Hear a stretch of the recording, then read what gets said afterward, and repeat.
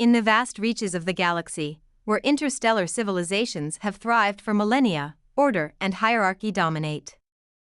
Each civilization follows rigid protocols, standardized designs, and entrenched philosophies values that have given rise to towering monuments of alien technology and a strict sense of superiority. To these advanced species, humanity is seen as an anomaly, a young race from a backwater deathworld Earth.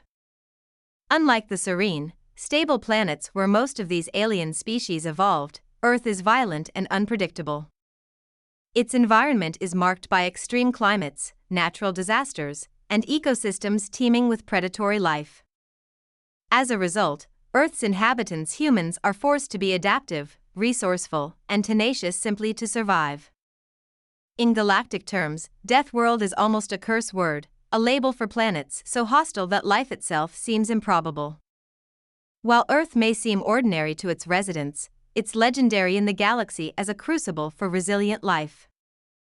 Most alien academies view humans as curiosities, as oddities born of a planet that defies reason.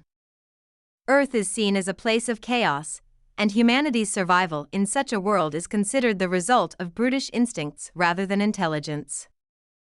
But that perception is about to be challenged.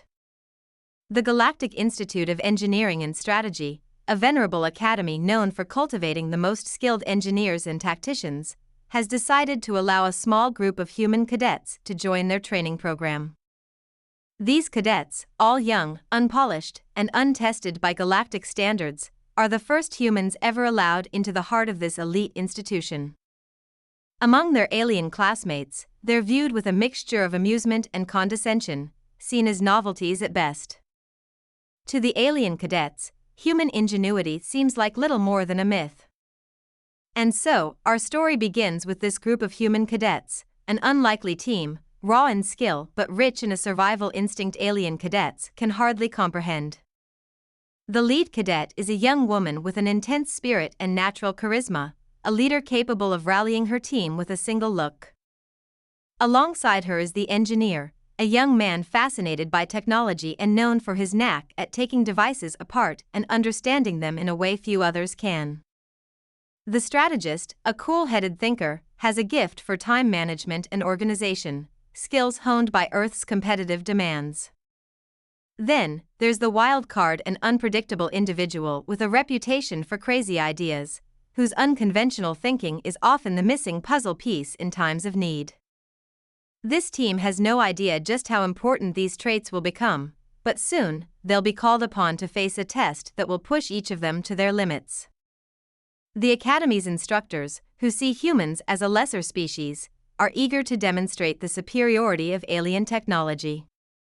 They devise an impossible test for the humans, a 45-minute challenge to assemble an advanced superweapon using only alien components. The weapon itself is sophisticated, even by galactic standards. Usually, a team of seasoned engineers would spend days carefully building it, meticulously following complex blueprints. For these human cadets, the test is designed as a showcase of alien superiority, a task meant to remind them of their place in the galaxy. But for the cadets, this is more than a task, it's a challenge, a chance to prove their worth.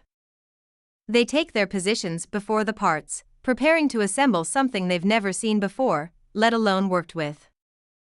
Overhead, a massive holographic timer glows, ticking down from 45 minutes. The cadets glance at each other, sharing a moment of silent understanding. They know the odds are stacked against them, but on a death world, the odds are never in your favor. And they've learned to adapt. To survive. To win. The aliens watching them, seasoned engineers, and academy officials, exchange amused glances, expecting the cadets to flounder. To these aliens, human ingenuity is nothing more than an unfounded rumor. But as the clock starts, they'll soon realize how wrong they were. The initial moments are chaotic. Alien instructions scroll across a holographic display, written in a foreign script. The cadets exchange frustrated glances, they can't read a single word. They don't even recognize some of the components laid out in front of them. But in true Deathworlder fashion, they don't dwell on what they don't know. They focus on what they can figure out. The engineer cadet starts examining the alien parts with intense focus, touching and testing each one to determine its function. The strategist quickly steps in, dividing tasks and directing each cadet according to their strengths. The wild card, with a mischievous grin, starts tinkering with a broken alien tool, repurposing it in a way no alien would ever consider. As the team begins working, they abandon the traditional approach to assembly. Rather than following a strict sequence, they work backwards, rethinking the weapon's design from the inside out. The cadets start combining alien components with pieces of their own Earth-made tech, an idea that horrifies the observing aliens, who view human technology as primitive and incompatible with their own systems. But for the cadets, survival is all about making what you have work, no matter how mismatched or unusual. Minute by minute, the alien engineer's confidence gives way to doubt. They start noticing the humans' strange, seemingly reckless methods. The humans are bypassing steps entirely, taking risks no alien would dare attempt. The engineer cadet, noticing a power imbalance in the system, bypasses a component altogether, saving precious time. The strategist, keeping track of their progress, adjusts the assembly line approach, directing each cadet with an efficiency that begins to border on frantic as the timer ticks down. Halfway through the challenge, the aliens are visibly uneasy. The humans are making progress, though not by any method the aliens understand. Whispers break out among the onlookers, skepticism turning into something bordering on disbelief. The cadets' progress is undeniable, and the alien engineers find themselves glued to the unfolding scene, baffled by the humans' sheer audacity.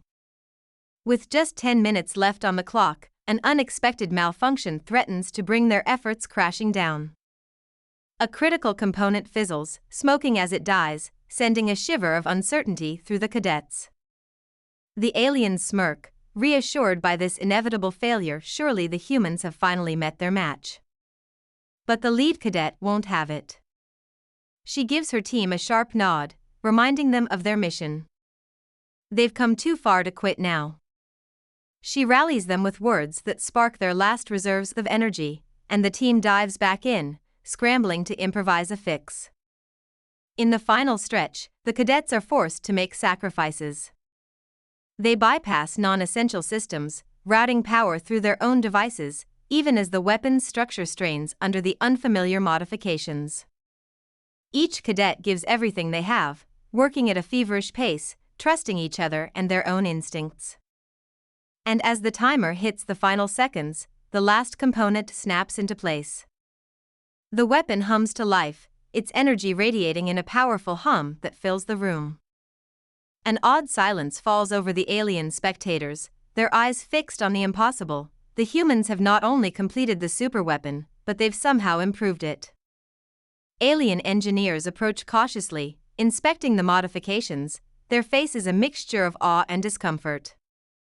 They realize that the humans have made the weapon more efficient, pushing it to levels the aliens hadn't anticipated.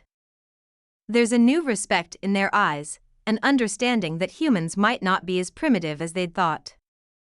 By relying on their instincts, their creativity, and their sheer determination, the humans have done the unthinkable.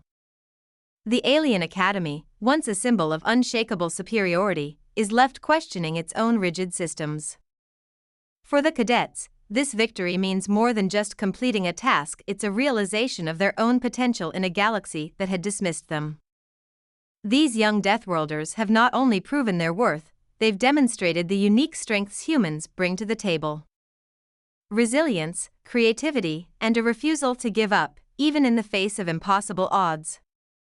As the cadets leave the test chamber, heads held high, the alien engineers and Academy officials exchange glances filled with a newfound respect.